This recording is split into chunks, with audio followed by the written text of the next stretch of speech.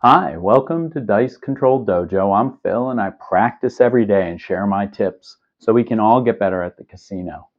Join me today where we're talking about our consistency series. This is our last consistency series part called the landing zone, and we're going to talk about what that looks like. And then next week I'm practicing all day, every day, the 1 hour practice, doing consistent throwing, warm ups, throw, placement practice, and the debriefing and corrections. And we'll go over that again. I started with that 90 days ago or so, and I'm coming back to that because that's how I practice. But this whole first week has been trying to re-engineer my entire throw.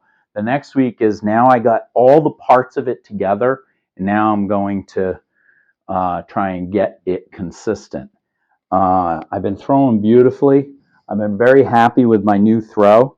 I like my relaxedness of it, my stillness. I like only my one major muscle is moving to create consistency. Now I just got to practice it. Now it's 10,000 hours of practice. I'm going to share my journey of that practice, and I hope you guys stick in with me and see how I do. Today we're talking about the landing zone. What we're talking about is if you do everything that I'm asking to do right, you have to make sure you're eyeing and getting the landing zone you want to get, and tweaking it to make sure that the muscles are throwing it at the right speed, that they're releasing out of your hands through centrifugal force, not you forcing it to get to where you want it to go. I've been talking about different practicing things that I use to be a consistent thrower. One thing is I have a laser that points to the zone I want to get it to go, as opposed to a chip, because when you if I hit the chip will make it bounce in a random way. I want these bounces to go well so I can score my numbers easier. And if they hit the chip, they could go off a little bit. So I like a little laser. You don't have to use that, but I like toys and trying different things, and somebody suggested it, and I thought it was a good idea.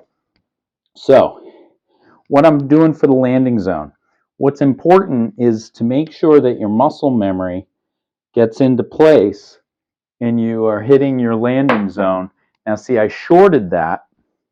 So when you're working on your landing zone, you got to want to hone in on it and then get your muscles to remember what that throw was like each and every time. So if you're noticing what I'm doing, I'm starting from scratch. It's all about your breath and you're relaxing, and I'm gripping, making sure my shoulders are aligned, right? Gripping. I do the backswing. Now, this is the part right here. Once you have this aligned, and this is the way you want it to be, you're at that 45-degree angle with the dice, and you're nice and relaxed, that's when you're going to look down at that zone you want to hit, and then let your body do the motion. Don't you force anything. At this point right here, when you're getting your dice to this spot, watch, when you're getting it, I'm grabbing the dice, I'm in place. What I'm thinking right here is that my fingers are tight, yes. Now they're tight together, now they're relaxed. My wrist is relaxed, yes. And then I'm thinking of my backswing. At that point, this is just muscle memory. I don't need to be over the top here going crazy. So that once I have that down in place, which is like a second, right? It's not a long time. Now I'm straightening my look right down. I'm making sure I'm aiming where I want it to go. And then I'm throwing. Now see, it went over to the left a little bit. It missed the target. Hey, am I looking to hit that target exactly on? No, it's just a reference. I want to be in this general vicinity. If I can just make sure I'm in a circle, a teacup saucer around, it'll hit the back wall the same way each time. Of course, to be perfect would be outstanding, but I get my aim. Remember, where's your eye? This is my aiming eye, and I'm looking straight at it. Being at a 45-degree angle now, rather than straight on, I feel like I'm less neck. I'm coming straight at it, and I'm able to really focus on that landing zone and get it where I wanted. That was too hard. It was almost a dead cat. So I want to back off that muscle memory a little bit, and I want it to be a little more consistent. But this is my practice for the whole day today, has been just trying to narrow down. Look at how they sit nice and pretty right there. Try and narrow down and get that target right where I want it to be. And I want to get my dice right there. And I want it the right pressure, the right angle. I want everything to work in unison. It is just like the perfect golf swing. Looking at it, short backswing. Look at that. I almost nailed it right there. So I cannot look any better than the way it's landing like that. Now, we talked about the landing zone.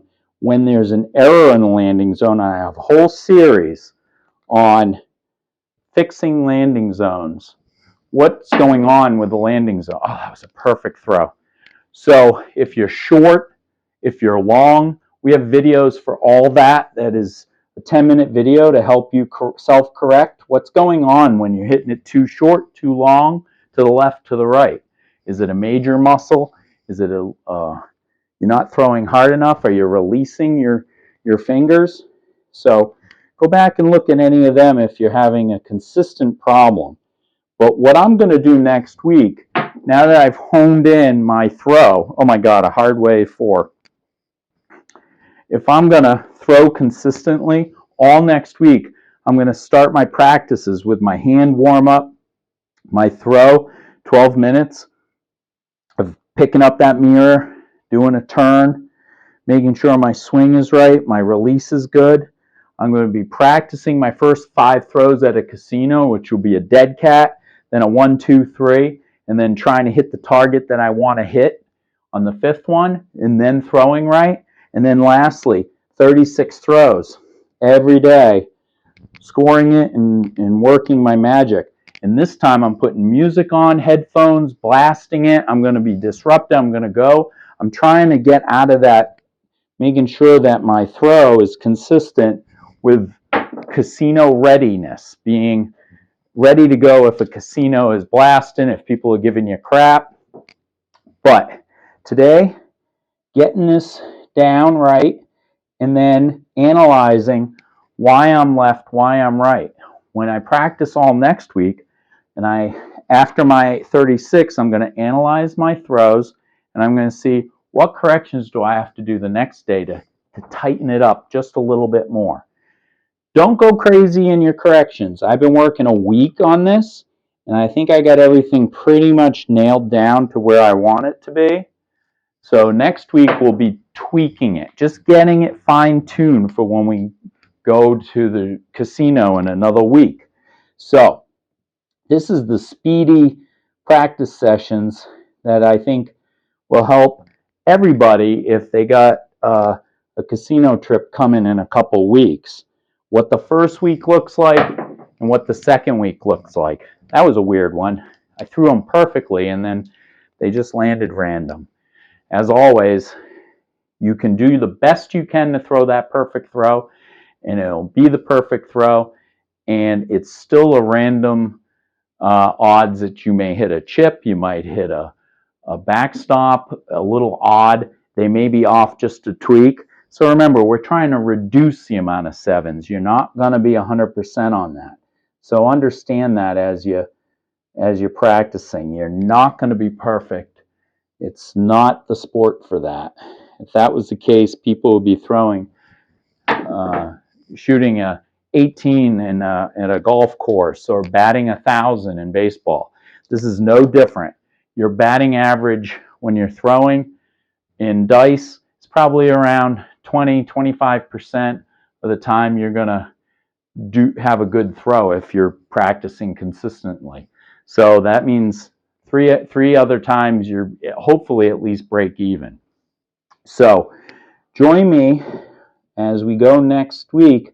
It's going to be 7 days of practices, and I'm going to share how I've done all week with those practices. Oh, another hard 4. Oh my goodness. That's a lot of money right there.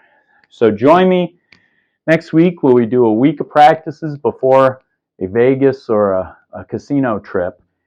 And I don't talk about any of the betting strategies that we do, because I know, and you should know, that if you want to make a lot of money, it doesn't matter what you bet, as long as you throw for a long, long time.